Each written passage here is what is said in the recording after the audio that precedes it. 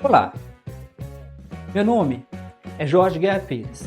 Eu sou doutor em Engenharia da Informação, focado em Bioinformática. Ultimamente, eu tenho escrito vários livros. Eu decidi dedicar parte desses livros ao conceito de divulgação científica. Então, neste podcast, você vai ver vários episódios sobre assuntos bem variados. Esses assuntos envolvem política, religião, e todos eles tentam trazer a ciência para um público geral. Meu desafio é transformar aquilo que é acadêmico em algo popular. Por isso, em um dos projetos relacionados, eu chamo de Ciência Popular, que é o nome do site que está conectado a esse podcast. E outros vários projetos como no YouTube.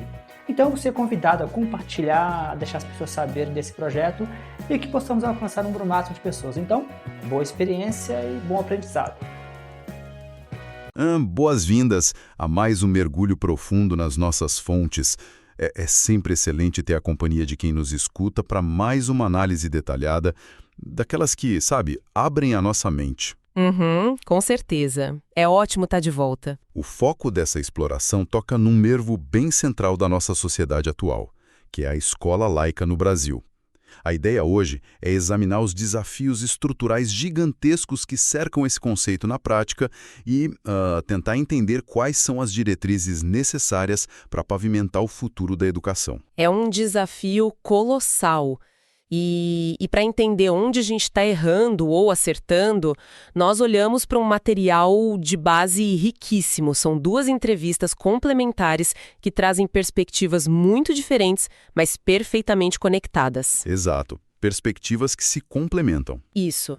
A primeira fonte é com a Ângela Soligo, que é professora da Unicamp e psicóloga.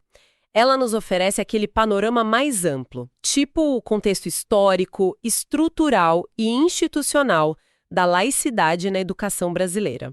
A segunda fonte já traz a visão do cotidiano através da Luana. A Luana é uma mãe que enfrentou recentemente uma violação real, visceral e muito palpável desse princípio laico numa escola pública municipal. E o grande objetivo da nossa análise hoje é tentar responder a uma pergunta bem central: como garantir o ambiente verdadeiramente neutro para as crianças? Como a sociedade pode construir um país laico para as próximas gerações, equilibrando o cenário político que a gente tem hoje e, ao mesmo tempo, respeitando os direitos constitucionais de cada indivíduo? E vale ressaltar, como a gente sempre faz por aqui, que a nossa missão nunca é tomar partido político. Claro, de forma alguma. Nem endossar ou criticar pontos de vista religiosos.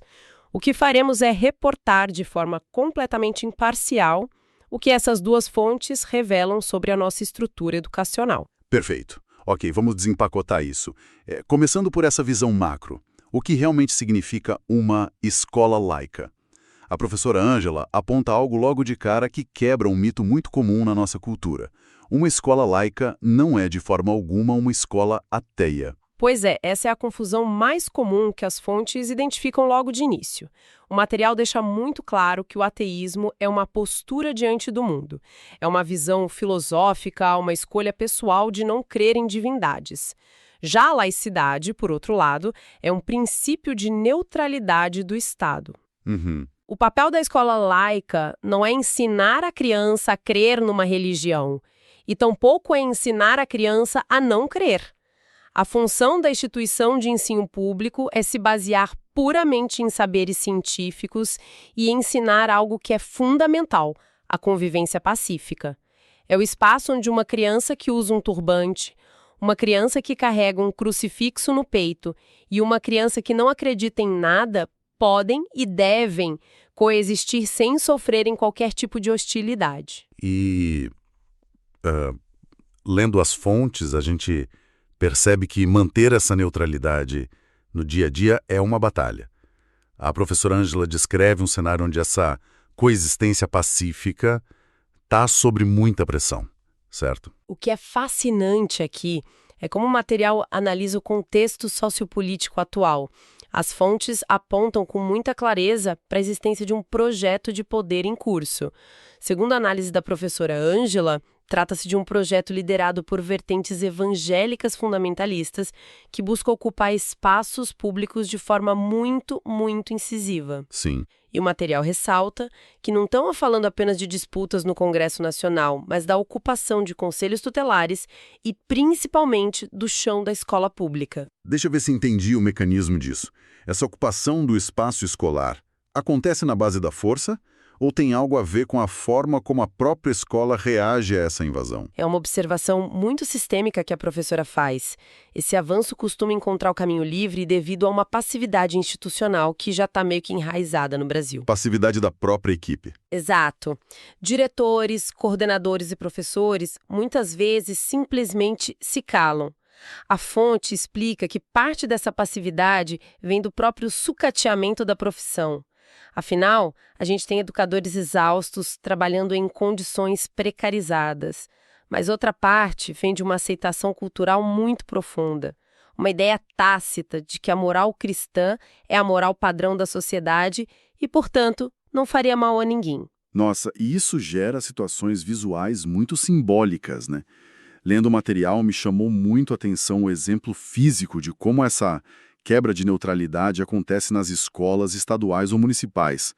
A fonte fala sobre as entradas das escolas. Sim, os sagões de entrada. É super comum entrar numa escola pública e dar de cara com uma Bíblia aberta num pedestal, logo na recepção.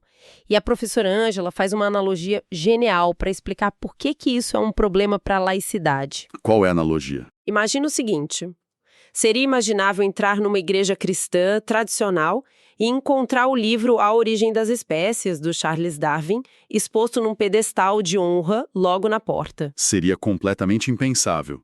Causaria um choque imediato na comunidade religiosa, sem dúvida. Exato. E por que seria impensável? Porque aquele é um espaço confessional, dedicado à fé e não à teoria evolutiva. A analogia serve para mostrar que a via de mão dupla precisa existir. A Bíblia não deveria ser o cartão de visitas de uma instituição do Estado, porque os lugares e suas finalidades constitucionais precisam ser respeitados.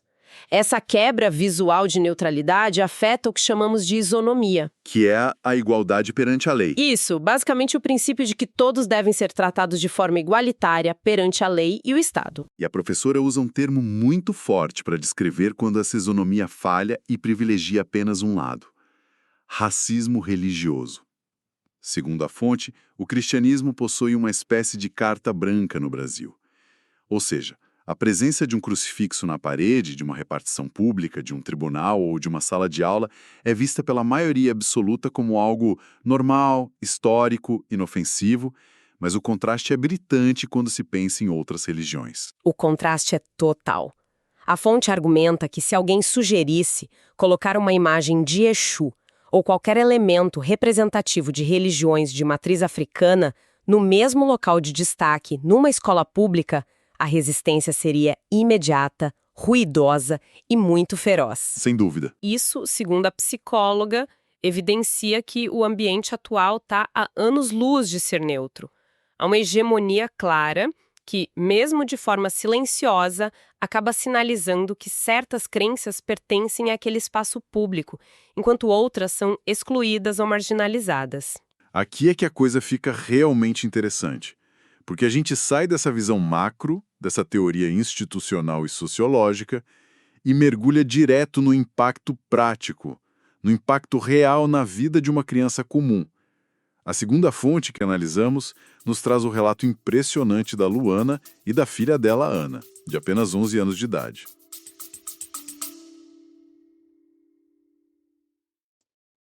Olá, nós vamos fazer uma pequena pausa no show, né? Nós vamos voltar em breve. Eu queria fazer uma pequena pausa para falar um pouco para vocês dos meus livros, né? Eu tenho vários livros publicados na Amazon e muitos deles têm sido focados no conceito de divulgação científica. Então aqui nós vamos fazer uma pequena pausa para poder falar desses livros, né, que eu acho que pode ser bastante valioso para a minha audiência desse podcast. O primeiro livro que eu gostaria de sugerir para vocês é Seria a Bíblia um livro científico, né? Seria a Bíblia um livro científico é um livro que aborda os absurdos bíblicos do ponto de vista científico, né? Será se a gente pode levar a sério a Bíblia do ponto de vista científico, eu não fico em somente críticas, piadas, memes, eu faço uma conexão com o mundo moderno, né? Com como a ciência mais recente responde às perguntas. Então, eu acho que é uma excelente leitura para vocês, né? Para quem gosta de uma boa leitura. Então, seria a Bíblia um livro científico, que é um livro que usa a Bíblia como um ponto como uma alavanca, né, para a gente poder falar de ciências mais modernas, né. Quando a Bíblia foi escrita, muito possivelmente, com certeza, na verdade, né, o conhecimento que nós temos hoje, né, a vasta gama de conhecimento em genética, astrologia, física, não existia. Então, como que nós podemos, se a gente fosse atualizar a Bíblia, né, a Bíblia é um livro sagrado, então a gente não pode atualizar a Bíblia, mas se a gente fosse atualizar a Bíblia, né, quais seriam os conceitos científicos que deveriam ser colocados para que o livro fosse atualizado, né? Mas nós sabemos que é um livro sagrado, por ser um livro sagrado não pode ser atualizado, né? A ideia é essa, de que um livro sagrado ele é eterno até o fim, né? Então, mas se a gente pudesse atualizar, quais seriam os conceitos que deveriam entrar na Bíblia, né? Quais seriam os conceitos modernos em genética e várias áreas científicas, né? Então, hoje eu deixo para vocês, nesse episódio, a dica do livro seria A Bíblia, um livro científico, né? Então, abração a todos e vamos voltar ao show.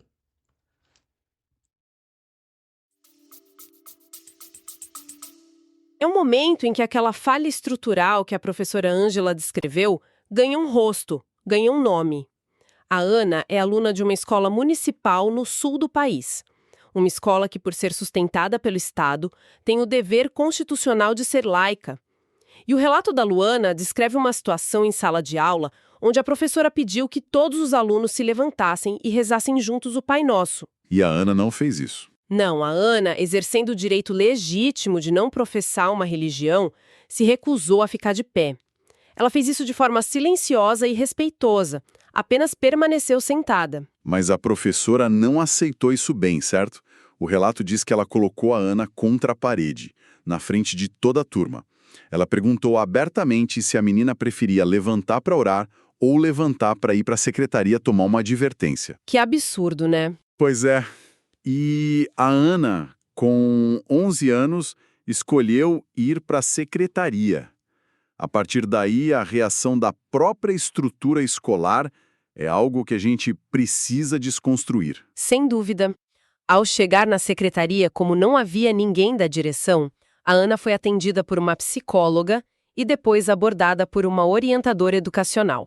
E o que chamou a atenção no relato não foi apenas o castigo, mas o discurso da escola. E o que elas disseram para Ana? A orientadora disse que a Ana tinha feito uma tempestade em copo d'água. Que tudo seria muito mais simples, rápido e indolor se ela tivesse apenas se levantado, fingido que estava rezando para não causar problemas. Sabe, para quem tem crianças na família ou até mesmo memórias vivas da própria época de escola, essa parte bate fundo. A gente confia que o ambiente escolar vai proteger a criança, vai acolher a diferença e não forçar ela a simular algo que não é. Muitas vezes a justificativa das escolas é que rezar é opcional. Mas como isso funciona na mente de uma criança? É fundamental dissecar essa falsa premissa da oração opcional. Colocar o peso da recusa nos ombros de uma criança de 11 anos, diante de uma figura de autoridade inquestionável como a professora, e com todos os colegas olhando, isso não é oferecer uma escolha real. Claro que não. Do ponto de vista da psicologia comportamental, é uma tática clássica de constrangimento.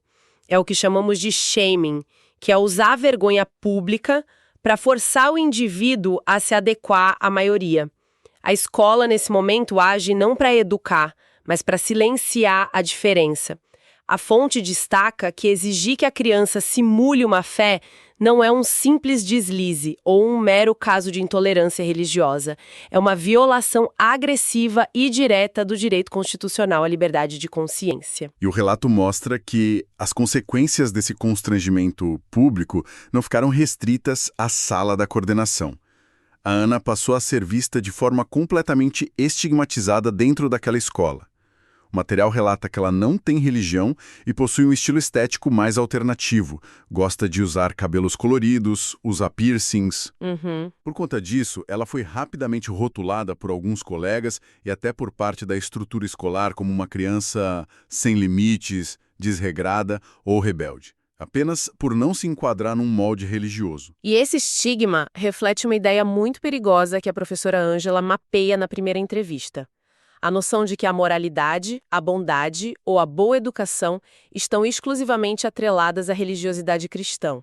Quando a escola permite, ou pior, fomenta esse tipo de segregação, ela falha no seu dever pedagógico mais elementar, que é proteger os alunos de preconceitos e ensinar, na prática, o respeito à pluralidade. Exato. A Ana recebeu o pacote completo do preconceito simplesmente porque se recusou a seguir uma cartilha religiosa que nem deveria existir naquele espaço. E o perigo não para no constrangimento social. As fontes trazem exemplos que mostram perigos imensos para o próprio processo de aprendizagem.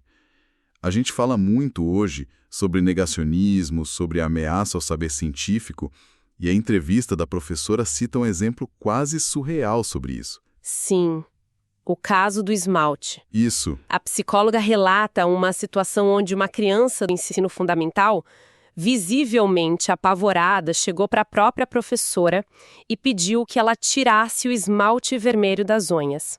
Por quê?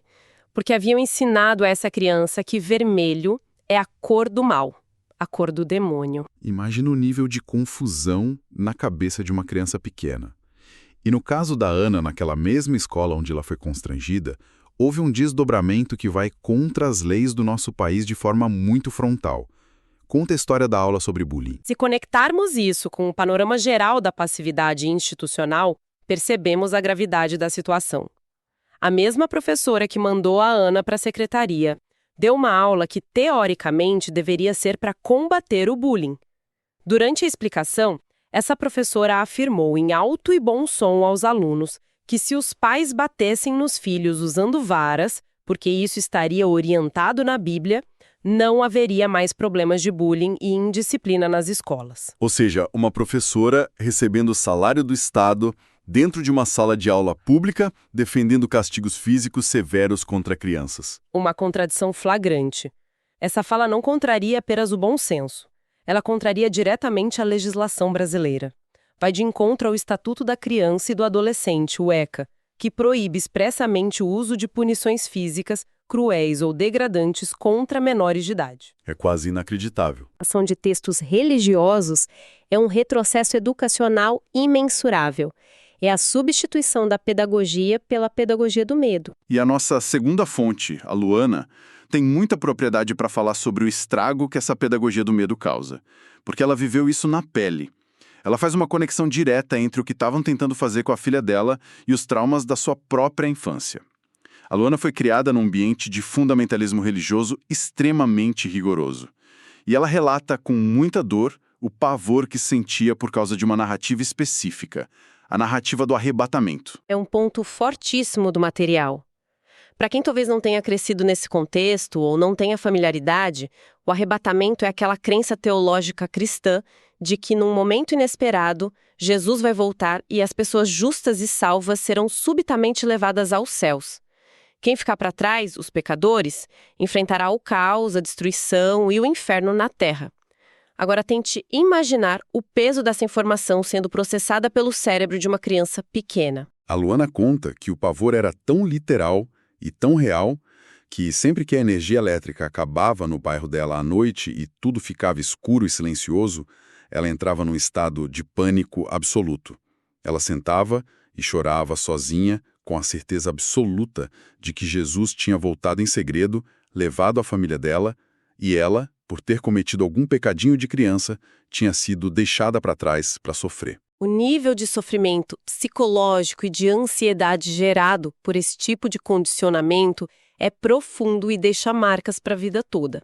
A professora Ângela, trazendo a bagagem acadêmica da psicologia dela, embasa isso cientificamente na entrevista. Ela recorre aos estudos de B.F. Skinner, que é um dos maiores nomes da ciência comportamental. E o que a ciência diz sobre isso? O que a ciência já comprovou exaustivamente desde a década de 50 é que a punição, a ameaça e o medo não educam ninguém. Eles não constroem conhecimento. O que o medo faz é gerar respostas de esquiva, fuga, trauma e comportamentos disfuncionais. A educação de verdade, aquela que emancipa o indivíduo, se dá pela construção de alternativas, pelo questionamento, pela reflexão, e não pela ameaça do fogo eterno ou do abandono divino. Faz todo sentido. E como se toda essa atmosfera de pressão não fosse suficiente, a escola onde os filhos da Luana estudam ainda foi palco de distribuição de material puramente confessional. O relato conta que o filho mais novo dela chegou em casa com cartilhas evangélicas entregues dentro da escola pública, que falavam explicitamente sobre inferno e pecado. E quando a mãe foi questionar a direção, adivinha qual foi a desculpa? A velha justificativa da opcionalidade. A escola argumentou que foi um outro aluno que trouxe o material e que pegar a cartilha era opcional. Isso é um termo que na sociologia e no direito a gente chama de proselitismo religioso, que é a tentativa ativa de converter outras pessoas à sua crença. E o ambiente escolar público simplesmente não é palco para proselitismo de nenhuma vertente. Com certeza não. Quando a direção dá essa desculpa de que era opcional, ela aplica o mesmo mecanismo de terceirização da responsabilidade que vimos no caso da oração.